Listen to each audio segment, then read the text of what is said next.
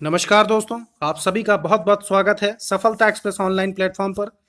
तो चलिए स्टार्ट करता हूँ। सेकंड पार्ट लेकर आज उपस्थित हूँ रस का सामान्य हिंदी। तो चलिए स्टार्ट करता हूँ। दिस इज अनादि मिश्रा। दोस्तों, आप हमारा फेसबुक पेज लाइक करें और फॉलो भी करें। आप मुझसे जुड़ सकते हैं फेसबुक पर, इंस्टाग्राम या फिर ट्विटर पर। तो चलिए स्टार्ट करता हूँ आज के सेशन का पहला भाग देखते हैं। देखिए दोस्तों, मैंने आपको रस बता रखे हैं। पहली वीडियो में मैंने आपको रस बताया था। तो रस जो होते हैं 9 होते हैं आपके। ठीक है। अब देखिए जो पहला रस है दोस्तों वो क्या है, वह देखिए क्या है, श्रृंगार रस। दोस्तों, श्रृंगार रस जो होता है इसका स्थायी भाव होता है रति।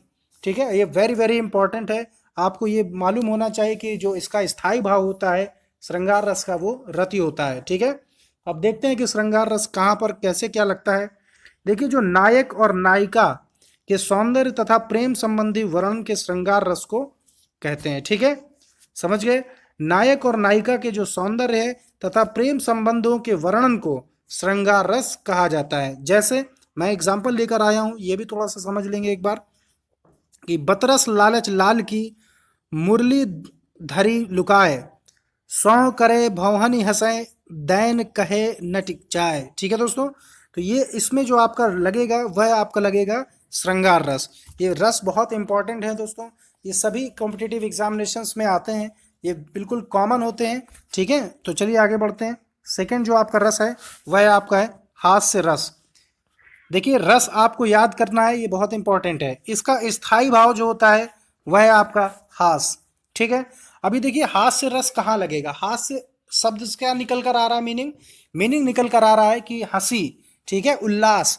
ठीक है। अब देखिए, जहां विकृत आकार, वेशभूषा, चेष्टा आदि के वर्णन से उत्पन्न हास्य को हास्य रस कहा जाता है। ठीक है दोस्तों, ये आप नोट कर लीजिएगा अपनी कॉपी पर। और देखिए, जो एग्जाम्पल लेकर उपस्थित हूँ, जैसे तंबूरा मंच पर बैठे प्रेम प्रताप, साज मिले 15 मिनट घंटा भर अलाप। ठीक है, घंटा भर अलाप, राग में मारा गोता, धीरे धीरे खिसक चुके थे सारे श्रोता। तो दोस्तों, ये आपको ऐसे ही प्रश्न पूछा जाएगा कि इस प्रकार से एक एग्जाम्पल दे दिया जाएगा, ये लाइंस दे दी जाएंगी और आपको एग्जाम में पूछेगा इसमें बताइए कि कौन सा रस इसमें बनता है। ठीक है, तो आप इनको बहुत अच्छे से नोट भी करते हुए चलें।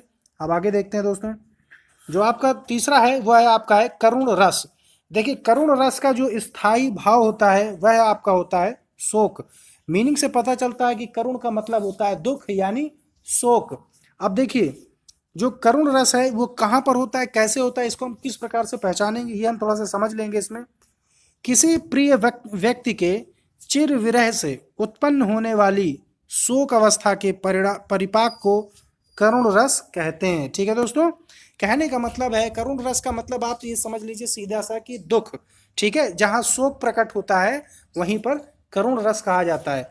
दोस्तों, आप अगर ये नहीं याद करेंगे कि कैसे ये उत्पन्न होता है तो उसकी एक उतना इम्पोर्टेंट नहीं है, लेकिन आपको ये जरूर याद करना पड़ेगा कि करुण रस का जो स्थायी भाव होता है वह आपका होता है शोक।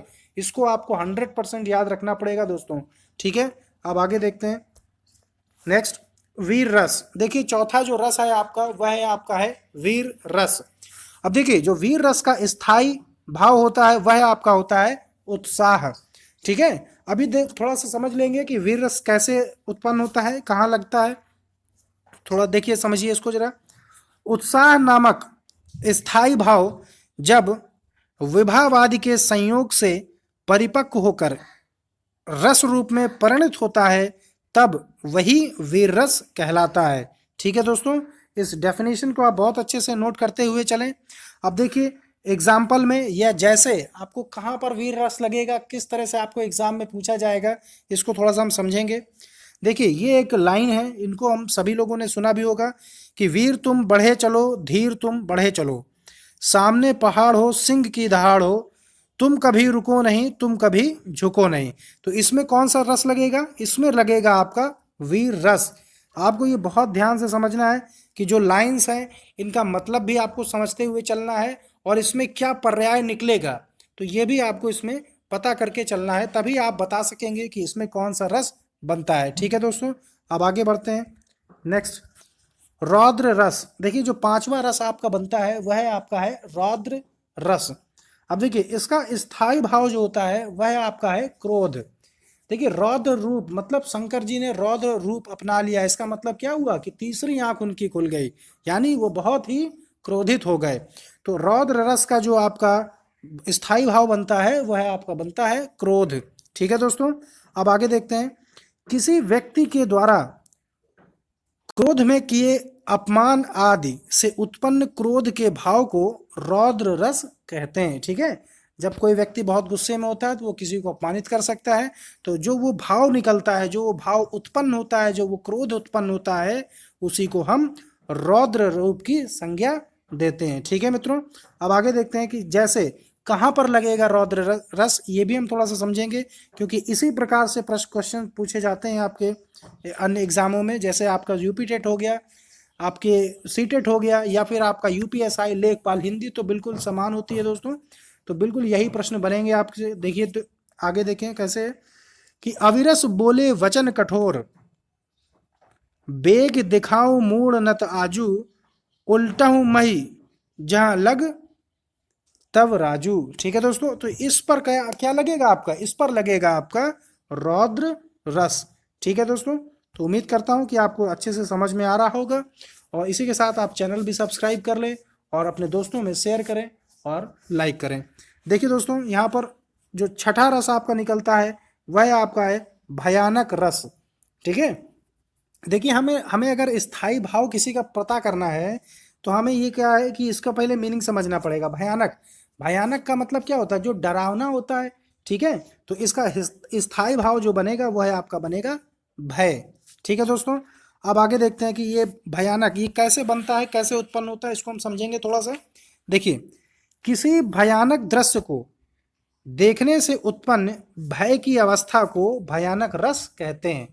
ठीक है दोस्तों, मान लीजिए आपने कुछ ऐसा सीन देख लिया है, ऐसा दृश्य देख लिया है जिससे आप बिल्कुल एकदम डर गए, तो ठीक है, उस अवस्था में हम क्या बोलेंगे, उसी अवस्था को हम बोलेंगे भयानक रस। ठीक है, जिसका स्थायी भाव भय होता है। ठीक है दोस्तों, अब आगे देखते हैं कि किस प्रकार से प्रश्न बनेंगे। जैसे उधर उधर गुजर गरजती सिंधु लहरियां। ठीक है, बहुत अच्छे से समझेंगे इसको। उधर गरजती सिंधु लहरियां कुटिल काल के जालों सी, चली आ रही फेन उगलती, फन फैलाए व्यालों सी। ठीक है, तो इसमें जो आपका रस बनता है दोस्तों वह आपका बनेगा भयानक रस। ठीक है, जिसका स्थायी भाव है भय। ठीक है दोस्तों, अब आगे देखते हैं। जो नेक्स्ट आपका बनता है वह आपका है विभत्स रस। अब देखिए विभत्स रस में क्या होगा स्थायी भाव, यह है आपका है जुगुप्सा। दोस्तों बहुत इंपॉर्टेंट ये टॉपिक है, आप इसको बिल्कुल भी मिस ना करें। आप ये मान के चलिए कि किसी भी कॉम्पिटिटिव एग्जामिनेशंस में सभी में, ठीक है, रस आता जरूर है, और यूपी टेट में कम से कम 2 नंबरों का रस आता है। तो आप इसको बहुत अच्छे से समझें, आप बिल्कुल भी किसी भी टॉपिक को आप हल्के में मत लें। ठीक है, नहीं तो आप मेरिट से डाउन हो जाएंगे दोस्तों, ये आप बहुत अच्छे से समझ लीजिए। अब आगे देखिए, जुगुप्सा स्थायी भाव जब अनुभव विभाव आदि के द्वारा परिपक्व अवस्था में पहुंच जाए तो विभत्स रस कहलाता है। ठीक है दोस्तों, समझ गए क्या होता है, जुगुप्सा स्थायी भाव जब अनुभव विभाव आदि के द्वारा परिपक्व अवस्था में पहुंच जाए तो उसी को हम विभत्स रस कहलाता है। ठीक है, उसी को हम विभत्स रस कहते हैं। अभी देखिए क्या एग्जांपल्स होंगे कैसे। देखिए, नभ में झटपट बाज लेख, भूल्यों सकल प्रपंच, कंपति तनु व्याकुल नयन लावक हिल्यों ने रंच। ठीक है, तो इसमें जो आपका बनेगा वह आपका बनेगा विभत्स रस। ठीक है, समझ गया दोस्तों, अब आगे बढ़ते हैं। देखिए नेक्स्ट जो है 8 नंबर है अद्भुत रस। अद्भुत का मतलब तो हम समझते होंगे आश्चर्य, सरप्राइज। ठीक है, अब देखिए जो इसका स्थायी भाव है वह है आपका है आश्चर्य। ठीक है दोस्तों, समझ गए। अब आगे देखिए, आश्चर्यजनक वर्णन के द्वारा उत्पन्न भावों की अवस्था को अद्भुत रस कहते हैं। समझ गए दोस्तों, बहुत अच्छे से समझिएगा इसको दोस्तों, बिल्कुल भी आप हल्के में मत लीजिएगा इस टॉपिक को। अद्भुत रस का कहाँ से निकलता है? आश्चर्यजनक वर्णन के द्वारा उत्पन्न भावों की अवस्था को अद्भुत रस कहते हैं। अब ये देखिए कैसे, कहाँ लगेगा, ये किस तरह से एग्जाम में पूछे जाते हैं, ये भी आप थोड़ा सा समझेंगे। देखिए, देख यशोदा शिशु के मुख में सकल विश्व की माया, क्षण भर को वह बनी अचेतन, हिल न सकी कोमल काया। ठीक है दोस्तों, तो यहाँ पर क्या बनेगा, मतलब आप ये समझ लीजिए कि आगे एक आश्चर्यजनक कंडीशन बनती है। तो जहाँ पर एक आश्चर्यजनक कंडीशन बनती है तो उसी को हम बोलते हैं अद्भुत रस। ठीक है दोस्तों, अब आगे बढ़ते हैं। देखिए नेक्स्ट, शांत रस। ये दोस्तों ये आपका रस का जो है 9th पार्ट है, ये बिल्कुल आखिरी है। 9 रस होते हैं। ठीक है, अब आगे देखते हैं। शांत रस, शांत रस का जो स्थायी भाव होता है वह आपका होता है निर्वेद। क्या होता है? निर्वेद। अब आगे देखिए, अनित्य और असार तथा परमात्मा के वास्तविक ज्ञान से विषयों के वैराग्य से उत्पन्न रस परिपक्व होकर शांत में परिणत हो जाता है, उसी को हम क्या बोलते हैं? उसी को हम बोलते हैं शांत रस। ठीक है दोस्तों, अब देखिए शांत रस का क्या एग्जाम्पल्स हो सकते हैं, किस प्रकार से आपसे प्रश्न आएंगे एग्जाम में, थोड़ा सा समझ लेंगे। देखिए, ये देखिए लाइन बहुत इंपॉर्टेंट है, आप इनको नोट करते हुए चले दोस्तों। मनरे तन कागद का पुतला, मनरे तन लागद का कागद का पुतला, लागे बूंद बिनस जाए छिन में, गर्भ करे क्या इतना। तो इसमें क्या लगेगा? इसमें आपका लगेगा शांत रस।